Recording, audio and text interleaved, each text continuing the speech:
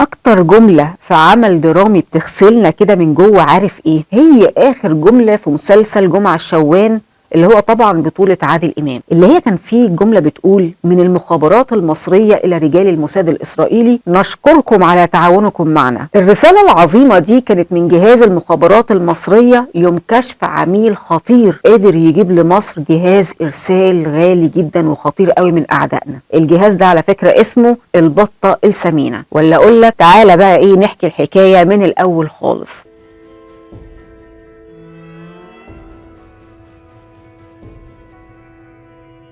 من أقوى عمليات المخابرات المصرية والقصة الحقيقية للعميل المزدوج أحمد محمد عبد الرحمن الهوان، المعروف باسم جمعة الشوان. اتولد يا سيدي في محافظة السويس في 6 أغسطس سنة 1939. الصراحة عيلته كانت بسيطة جدا، يعني عيلة مش غنية، وهم كانوا 7 إخوات وهو ترتيبه الخامس بين إخواته. وتمر الأيام ويكبر أحمد الهوان، وابتدى يساعد باباه في تجارة المراكب البحرية، وبسبب اختلاطه بالسياح اتعلم بقى لغات كتير، بس مش لدرجة اتقان بشكل كامل يعني، بس اللي هو يقدر يمشيه في التعامل مع الأجانب، زي الإنجليزية والفرنسية واليونانية وغيرهم. لما حصلت نكسة 67 ومدينة السويس اتضربت بقصف إسرائيلي عنيف، واللانش اللي كان بيملكه أحمد الهوان اتدمر تماما، وده على فكرة كان مصدر أكل عيشه، فما بقاش عارف يعمل ايه ولا يشتغل ايه. وطبعا ما كانش قدامه غير انه يتهجر زي باقي الناس في البلد ويروح على القاهرة هو وعيلته دول بقى اللي هم مين؟ اللي هي والدته وزوجته وأخوه. وللعلم بسبب القصف ده زوجته فقدت بصرها. أول بقى ما راح على القاهرة قال لازم يشتغل أي حاجة، فابتدى يشتغل في السوق السوداء للسلع التموينية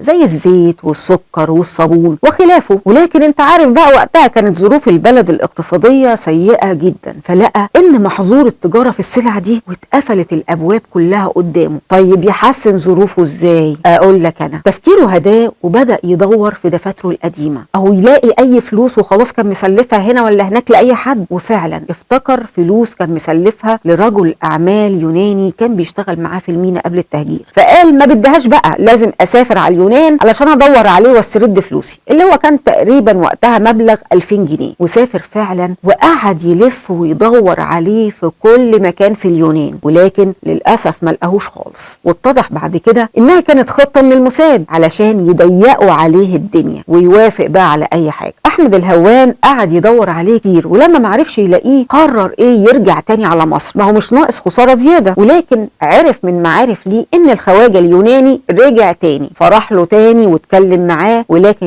للاسف الخواجه اليوناني اعتذر ان يردوا له الفلوس دي، ولكن قال له بص انا هساعدك بشكل تاني، انا هشغلك على مركب بحري وهو تحسن احوالك الماديه. وفعلا ابتدى شغل على المركب، وده ساعده انه يسافر بلاد اوروبيه كتير في الوقت ده. وطبعا اتعرف بقى على بنات كتير منهم يهوديات، وكان مقضيها بقى حياته كلها لعب ولهو معاهم من غير ما يكون عارف جنسياتهم. وتعرف على واحده يهوديه جميله اسمها جوجو. احمد الهوان على فكره حبها جدا جدا، وهي كمان حبته، وشويه وعرضت عليه يشتغل مع والدها في فرع شركته في مصر للحديد والصلب، وكل ده تحت عيون الموساد وادارتها للخطه كمان. وقبل واحد من الموساد قال يعني شغال في شركه والد جوجو على انه مدير فيها على اساس ان جنسيته سوري واسمه ابو داود، وطلب منه يرجع على مصر وقال له مهمتك بقى يا بطل انك تجمع معلومات عن السفن الموجوده بالقناه، والمعلومات دي مهمه جدا في شغل الشركه. واداله مبلغ محترم حوالي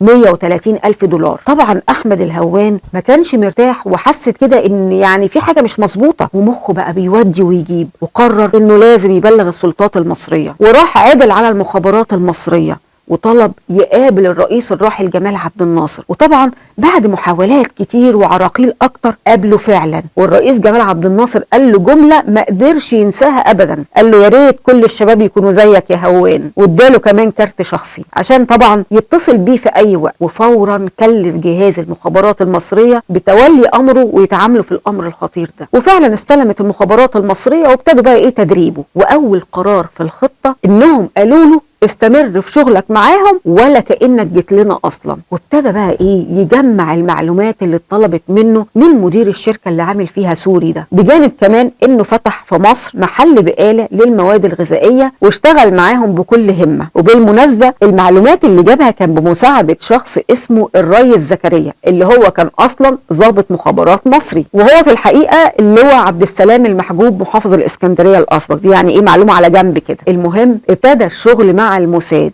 يبقى على المكشوف، واحمد الهوان ما كانش عنده مشكلة قدامهم يعني، فزودهم باحداثيات مزيفة لمعدات حربية ومخازن طيارات، وكله تحت عيون المخابرات المصرية. سنة 1968 سافر احمد الهوان على هولندا وقابل ضباط من الموساد وعملوا له اختبار ولاء ليهم، بانهم قالوا له انهم شافوه رايح مبنى المخابرات المصرية وحبسوه في اوضه في مزرعة بامستردام، وقعدوا بقى يستجوبوا فيه وضربوه لما عدموه العافية. بس الصراحة بطلنا احمد الهوان كان صامد وعنده ثبات انفعالي يتحسد عليه. بعدها اتأكدوا بخيبتهم ان ولاءه ليهم، واستمر بقى الهوان في عمله مع المخابرات المصرية. والاهم انه قدر يجند اليهودية اللي حبها وحبته اللي اسمها جوجو، وقدر يخليها تجيب معلومات خطيرة عن الجيش الاسرائيلي والموساد. شغل كان عالي الصراحة. نيجي بقى للمهم. انتصرنا في حرب اكتوبر سنة 73 ونجحنا في عبور قناة السويس وترافع العلم على ارضنا المصرية الحمد لله. وقتها الهوان كان في زيارة قصيرة لمصر، وبعد 3 ايام من العبور العظيم وتحديدا يوم 9 اكتوبر سنة 73 وصلته رسالة من الموساد انه لازم يروح فورا على تل ابيب. طبعا وقتها الهوان اترعب وافتكر انه كده خلاص اتكشف للموساد، ولكن بعد مشاورات مع المخابرات المصرية وتدخل كمان الرئيس الراحل انور السادات تم الاتفاق ان الهوان يكمل مشواره ويسافر على تل ابيب. وفعلا سافر عن طريق ايطاليا، والرحله دي استمرت 12 ساعه، ووصل على مطار بن جوريون بتل ابيب. واول ما وصل قابل شيمون بيريز اللي هو رئيس وزراء اسرائيل الاسبق، وعزرا وايزمان وبنيامين اليعازر. وصدمتهم الصراحه كانت شديده حبتين من انتصار اكتوبر، وعندهم رفض للواقع، فكانوا بيأكدوا دايما ليه ان امريكا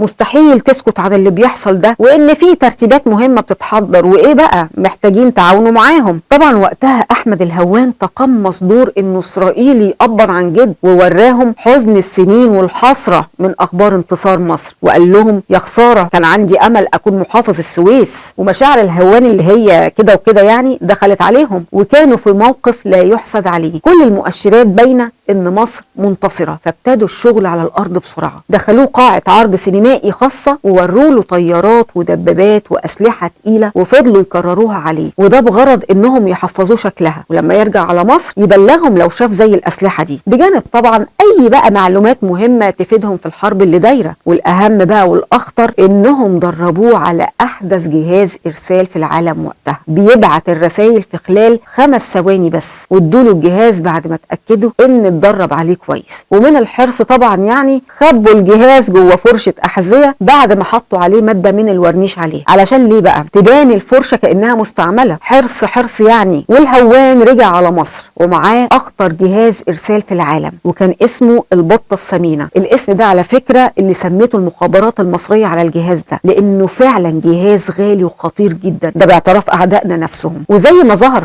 في مسلسل دموع في عيون وقحه، واللي يعتبر احداثه مطابقه للحقيقه بنسبه كبيره جدا، اول رساله تم ارساله من الجهاز بحضور رجالتنا رجاله المخابرات المصريه لاعدائنا، وهي شكر خاص لاعدائنا على حسن تعاونهم مع بطلنا احمد الهوان او الاسم الحركي جمعه الشوان. الصراحه كانت قهره كبيره طبعا لاعدائنا، وفي بعض المصادر يقال ان بعد الرساله دي انتحر 6 من اللي دربوا احمد الهوان. واتصدم بقى شيمون بيريز لانه كان صاحب فكره انه يخبي جهاز الارسال الخطير في علبه الورنيش، وكانت ضربه موجعه من بطل مصري اتقن خداع اعدائنا بمهاره كبيره الصراحه. سنه 1977 انهت مخابراتنا المصريه عمليه احمد الهوان بعد 11 سنه تقريبا من شغله لصالح بلده مصر. وللعلم وعلى الهامش كده، احمد الهوان كان ليه الفضل في كشف عملاء لصالح اعدائنا زي انشراح موسى وابراهيم شاهين، وكمان سلم للمخابرات المصريه اي مبالغ اخذها من الموساد الاسرائيلي اثناء العمليه. اتوفى البطل احمد الهوان يوم الثلاث الاول من نوفمبر سنة 2011 بعد صراع من المرض عن عمر 72 سنة، وجنازته على فكرة حضر فيها رئيس جهاز المخابرات المصرية. ولكن تم توثيق عملية أحمد الهوان في مسلسل دموع في عيون وقحة سنة 1980 بطولة الفنان عادل إمام. وللعلم أحداث المسلسل ده مطابقة للقصة الحقيقية بنسبة كبيرة جدا، والمسلسل كمان بصراحة نجح بشكل كبير قوي وقتها. وخلصت حكاية بطلنا المصري أحمد الهوان ومن أخطر عمليات مخابراتنا المصرية، وأكيد هنتقابل قريب عشان نحكي عملية تانية وبطولة عظيمة من بطولاتنا المصرية.